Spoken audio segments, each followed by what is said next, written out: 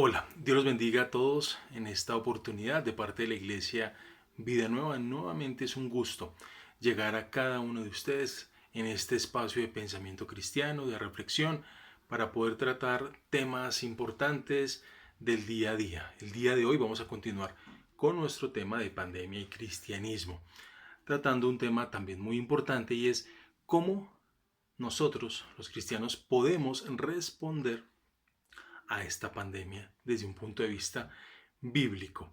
¿Y esto por qué es importante? Porque este virus, como ya lo hemos dicho en otra oportunidad, pues nos ha afectado enormemente la interacción, las actividades, estamos encerrados en nuestros lugares y nos genera un aislamiento severo. Este aislamiento severo genera en nosotros una pregunta impresionante y es, ¿esto es un castigo? ¿Esto es una advertencia? ¿Esto es una señal o es cualquier otra circunstancia? Es normal que como cristianos tengamos posibles reacciones e inquietudes frente a las cosas que nos puedan estar pasando. A veces abrazamos el racionalismo y decimos, exijo una respuesta. Tiene que haber un sí, tiene que haber una explicación, tiene que haber un no. Suponer una respuesta implica caer muchas veces en especulaciones, porque cuando no tenemos la respuesta adecuada, entramos en especulaciones, en ideas que a veces lo que buscan es llenar el vacío de nuestros argumentos, de nuestra razón, para poder sentirnos tranquilos y tener esa fiabilidad. Sin embargo, este es un argumento poco creíble porque podemos cometer errores y podemos estar pensando en caminos que son correctos, pero no lo son. Los cristianos podemos tomar a veces dos caminos, o un racionalismo donde exigimos una explicación, como lo dije anteriormente, o un romanticismo donde simplemente decimos no pasa nada, esto no es nada lo que está sucediendo y todo va a pasar. Sin embargo, la palabra del Señor nos enseña circunstancias que han vivido otras personas similares a las que estamos viviendo en tiempos bíblicos. Y retomando un artículo de la revista Time, donde citaron e invitaron a un erudito bíblico, donde manifestó la importancia de que los cristianos recuperemos el concepto del lamento bíblico, quiero compartir con ustedes algo muy importante y es esto. Muchas veces preguntamos por qué, pero no hay respuesta. Cuando no existe respuesta, entonces el paso siguiente es el lamento. Es ir ante el Señor y expresar y descargar todo lo que tenemos para que sea el Señor dándonos consuelo o alimento. Esto nos ayuda a algo muy importante y es salir de nuestra situación egocéntrica en donde pensamos que las circunstancias pasan por nosotros o porque pensamos que Dios nos tiene que dar una explicación a nosotros como persona y nos permite tener una visión mucho más amplia de la humanidad, de lo que está pasando en el mundo y así podemos entender el sufrimiento ajeno y no solamente centrarnos en nuestro sufrimiento, comprender el segundo mandamiento de amar a nuestro prójimo como a nosotros mismos. Recordemos algo muy importante. Todos estamos pasando por la misma circunstancia de la pandemia, pero no todos vamos en el mismo barco. Aunque todos estemos pasando las mismas aguas, no todos están en el mismo barco. No es lo mismo un país desarrollado, un país tercermundista o subdesarrollado. Algunos irán en yate, otros irán tan solo en una canoa. Pero entender esta realidad, entender lo que realmente pasa nos ayuda a tener una visión mucho más clara. ¿Qué nos dice la Biblia al respecto? Pues la Biblia, cuando vamos al lamento, vamos a entender, vamos al libro más maravilloso, uno de los libros más maravillosos de la Biblia, que es el libro de los Salmos. El libro de los Salmos, el capítulo 6, nos dice lo siguiente, para que podamos entender un poco acerca de esos lamentos en la Biblia que nos dicen, Señor, ¿por qué me has abandonado? Dice el versículo 1 del Salmo 6, Jehová, no me reprendas en tu enojo ni me castigues con tu ira. Versículo 2, pongamos atención, ten misericordia de mí, oh Jehová, porque desfallezco. Sáname, oh Jehová, porque mis huesos se estremecen, mi alma también está turbada. ¿Y tú, Jehová, hasta cuándo? ¿Hasta cuándo? Es la pregunta que hace. ¿Por qué estás lejos? Ten misericordia. Luego el Salmo capítulo 10, unas páginas más adelante, nos dice el versículo 1. ¿Por qué estás lejos, Jehová, y te escondes en el tiempo de la tribulación? Estos son quejas, son lamentos del salmista. Vuelvo y lo leo. ¿Por qué estás lejos, oh Jehová, y te escondes en el tiempo de la tribulación? Expresiones de este tipo nos muestran y nos enseñan a nosotros muchas cosas y nos permiten reflexionar acerca de descargar toda nuestra ansiedad en el Señor. Pero no solamente se queda allí. Más adelante el capítulo 13 del libro de los Salmos también nos muestra algo importante. Versículo 1. ¿Hasta cuándo, Jehová? ¿Me olvidarás para siempre? ¿Hasta cuándo esconderás tu rostro de mí? ¿Hasta cuándo, Señor, me olvidarás para siempre? Las palabras del salmista. Y así continúan otros salmos. Y luego vamos al capítulo 22, que es un capítulo importante, porque en este capítulo lo tomó el mismo Señor Jesucristo cuando se encontraba en la cruz y utilizó las palabras de este salmo, el versículo 1, que dice lo siguiente: Dios mío, ¿por qué me has desamparado?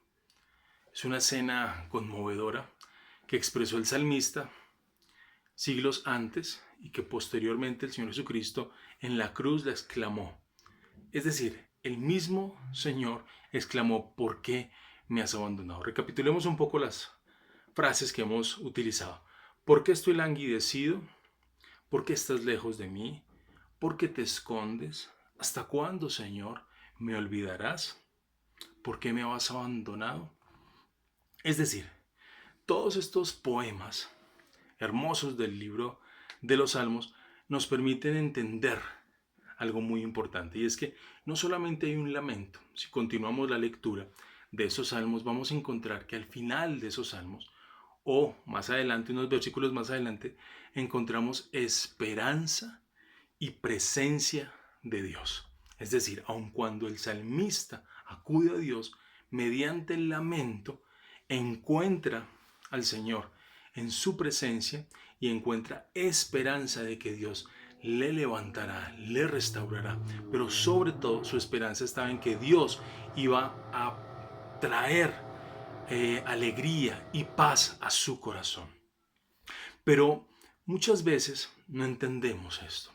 Hay veces que este cambio es al revés. Muchas veces, como por ejemplo el Salmo capítulo 89, comienza celebrando la bondad de Dios, pero más adelante finaliza presentando el terrible momento que él estaba viviendo. Pero aún así, en el último versículo exalta al Señor por los momentos y por la esperanza que Dios puede traer a su vida.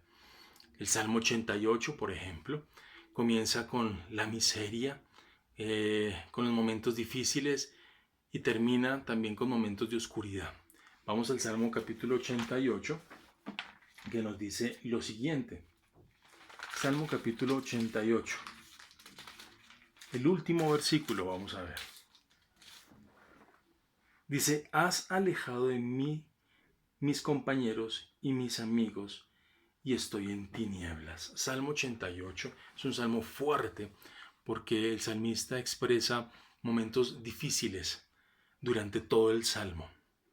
Y se encuentra aislado, se encuentra solo, no tiene contacto con sus amigos y de alguna otra manera tiene relación con muchas circunstancias que viven muchas personas que no tienen su familia y que no pueden compartir. Y este Salmo 88 habla y presenta una súplica delante del Señor. Ahora, ¿por qué es importante este punto del lamento? Cuando entendemos este concepto, esta tradición bíblica del lamento, porque no es una tradición de ninguna institución ni de ninguna religión, la encontramos en la Biblia, vemos que por un lado está el lamento, pero por otro lado también está la esperanza, y que ambas se relacionan en el lamento y en los mismos salmos. Dios trae esperanza cuando la persona se acerca ante el Señor y descarga toda su ansiedad.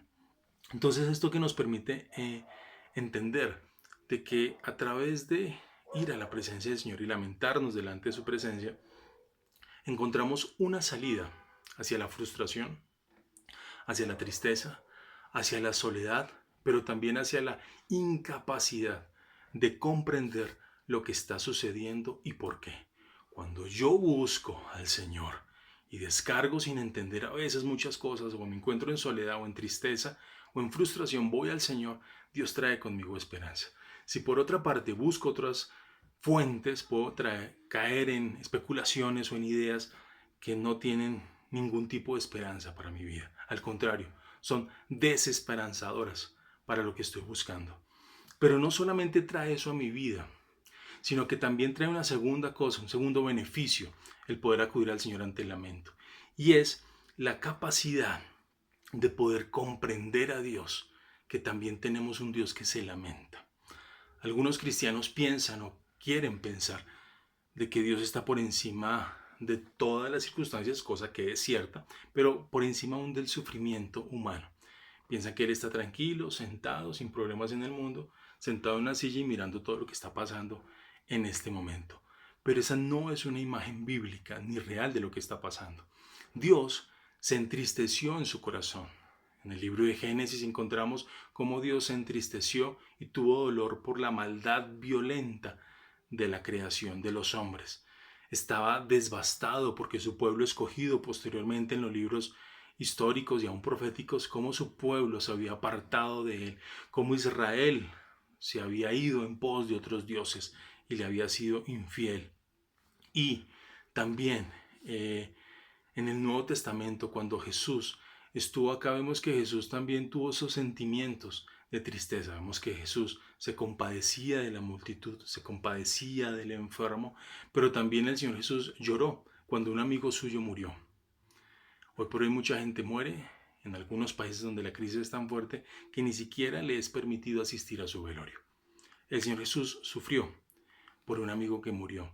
Más adelante el apóstol Pablo nos menciona en Romanos el capítulo 8, versículo 25 al 27, que el Espíritu Santo también nos acompaña en el sufrimiento. Voy a leer esa cita bíblica.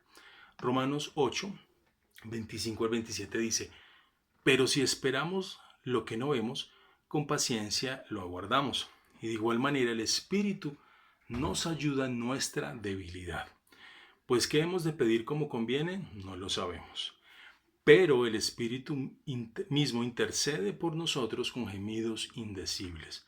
Mas el que escudriña los corazones sabe cuál es la intención del Espíritu, porque conforme a la voluntad de Dios intercede por los santos. ¿Qué nos dice acá? Que el Espíritu Santo gime dentro de nosotros. Nosotros somos ese templo donde el Espíritu Santo gime junto con el dolor de la creación, junto con el dolor de millones y cientos de personas en el mundo, gime por el dolor mismo de la creación. La doctrina de la Trinidad la podemos comprender y la encontramos en las lágrimas de Jesús, cuando estaba en el Getsemaní orando, clamando a su Padre, orando con lágrimas. Pero también la entendemos en la angustia del Espíritu Santo. Entonces no tenemos un Dios alejado de padecer también la angustia con nosotros, ni un Dios indiferente a nosotros. Tanto así que se hizo hombre también y padeció y también sufrió. Por lo tanto es un Dios que nos comprende. Ahora, ¿qué nos permite poder experimentar todo esto? Que parte de nuestra vocación cristiana es comprender, acudir ante el Señor y encontrar en Él la esperanza. Y por el contrario, como decía este erudito citado por esta revista, no es parte de la vocación cristiana siempre poder dar explicación a lo que está sucediendo y por qué. A veces no sabemos por qué, pero acudimos ante el Señor que sí lo sabe y Él nos da la esperanza, nos da la confianza y es un Dios que comprende, es un Dios personal. Eso nos permite entender. Clamamos ante el Señor, acudimos a Él, el Espíritu Santo lamenta dentro de nosotros. Nos convertimos entonces en un templo del Señor, donde en nuestras propias vidas somos santuarios donde el Espíritu Santo fluye en nuestras vidas, clamando ante el Señor por todas y cada una de las circunstancias que vivimos. Y es allí, en esas circunstancias, como lo expresaba también el salmista, que conocemos al Señor. Tenemos comprensión de las cosas. Dios trae sabiduría. Dios trae esperanza. Dios da sabiduría a los científicos. Dios da liderazgo a los líderes políticos y saca a la luz lo que quizás haya oculto o lo que realmente haya sucedido. Nuestra sabiduría la aprendemos ahí. Dios nos hace sabios, Dios nos hace líderes, Dios nos hace personas confiadas, personas tranquilas y personas con esperanza. Es allí donde entendemos al Señor, a nuestro Salvador. Que Dios les continúe bendiciendo. Es un gusto estar con ustedes de parte de la iglesia y hasta una próxima oportunidad.